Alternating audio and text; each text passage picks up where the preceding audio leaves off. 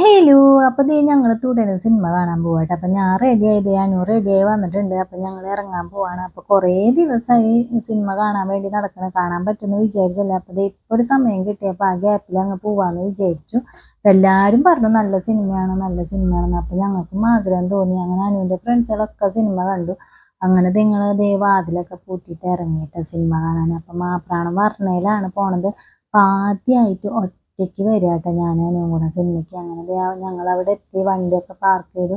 അപ്പൊ എൻ്റെ അനു ഇത്രയും വലിയതായപ്പോൾ എനിക്ക് എങ്ങനെയില്ലാത്തൊരു സന്തോഷമാണ് എന്നെ ഇങ്ങനെ കെയർ ചെയ്തൊക്കെ കൊണ്ട് നടക്കണ കാണുമ്പോൾ. കാരണം പ്രത്യേകിച്ച് ആമക്കളെ നമ്മളെയും കാട്ടി മുകളിൽ വളരുമ്പോൾ നമുക്ക് എന്തെന്നില്ലാത്ത സന്തോഷമല്ലേ. എനിക്ക് ഭയങ്കര സന്തോഷമാണ്.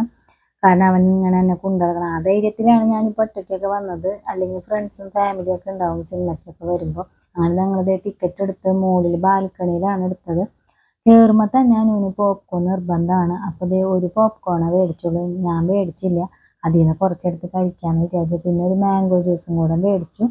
അതിൻ്റെ ബില്ലൊക്കെ കൊടുത്ത് ഞങ്ങളിത് മുകളിലേക്ക് കയറുകയാണ്. അപ്പോൾ എനിക്ക് നേരിയ ടെൻഷനൊക്കെ ഉണ്ടായിരുന്നു, ഒറ്റയ്ക്കല്ലേ, ആരെങ്കിലുമൊക്കെ ഉണ്ടാവുമോ എന്നൊക്കെ. അപ്പം അത്യാവശ്യം ഫാമിലിയൊക്കെ ഉണ്ടായിരുന്നു. പിന്നെ വലിയ തിരക്കൊന്നുമില്ല, കാരണം കുറേ ദിവസമായല്ലോ സിനിമ ഇറങ്ങിയിട്ട്. അപ്പം ഭയങ്കരമായിട്ട് ആഗ്രഹിച്ചിട്ടാണ് ഇപ്പോൾ കാണാൻ വന്നത്. കാണാൻ പറ്റുമെന്ന് വിചാരിച്ചതേ അല്ല. അങ്ങനെ ഞങ്ങളിത് തിയേറ്ററിൻ്റെ ഉള്ളിൽ കയറി. അവിടെ ഇരുന്ന് പോപ്കോൺ തിന്നുന്നുണ്ട്. ബാക്കിയുള്ള സീറ്റുകളൊക്കെ ഒഴിഞ്ഞ് കിടക്കട്ടെ. അപ്പോൾ അതേ സിനിമ തുടങ്ങുകയാണ്.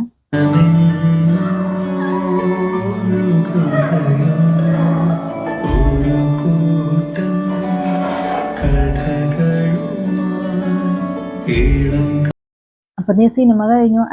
അടിപൊളി പടമായിരുന്നു. കണ്ടില്ലെങ്കിൽ മിസ്സായി പോയേനെ. അങ്ങനെ ഞങ്ങളിത് തിരിച്ചു പറഞ്ഞ വൈകി തട്ടുകടയിൽ നിന്ന് എനിക്ക് മുട്ടയും കൊള്ളിയും കഴിക്കണം എന്ന് ഭയങ്കര ആഗ്രഹം. അപ്പോൾ അതൊരു പാർസലും മേടിച്ച് ഞാനും നേരെ വീട്ടിൽ പോയി. അപ്പം ഇന്ന് ഇത്രയേ ഉള്ളൂ. ബൈ.